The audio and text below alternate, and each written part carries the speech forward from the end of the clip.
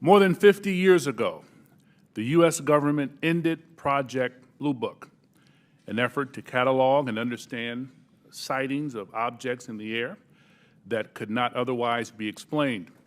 For more than 20 years, that project had treated unidentified anomalies in our airspace as a national security threat to be monitored and investigated.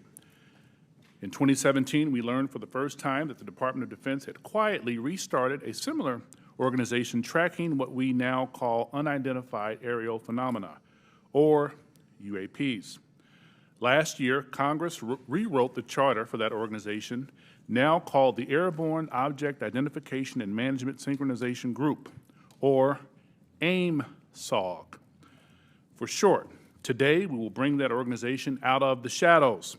This hearing and oversight work has a simple idea at its core.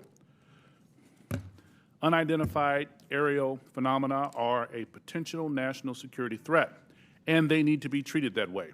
For too long, the stigma associated with UAPs has gotten in the way of good intelligence analysis.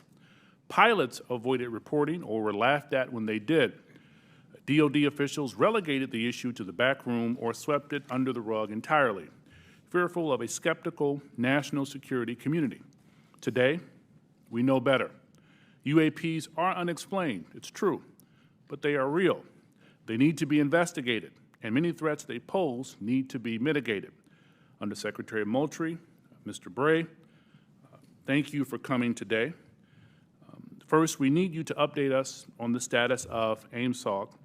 The legislation creating it was passed in December. The deadline for implementation is fast approaching, but the group does not even have a named director. We need to know, sirs, the status of the organization and the obstacle to getting it up and running.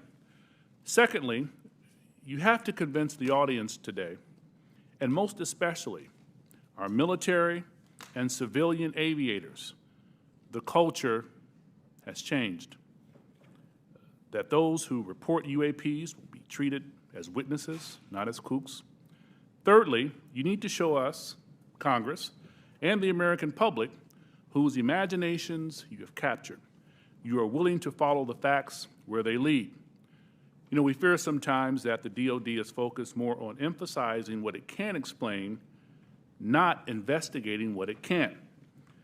I'm looking for you to assure us today that all conclusions are on the table. One final note, we are mindful today that AIM-SOG is not starting from scratch. This is the third version of this task force in DoD, and civil society groups like the Mutual UFO Network, Mr. Corbell and others have been collecting data on this issue for years. I hope you'll explain how you can leverage the knowledge and experience of our prior work on this matter to move the AIM-SOG along. The last time Congress had a hearing on UAPs was half a century ago. I hope that it does not take 50 more years for Congress to hold another, because transparency is desperately needed.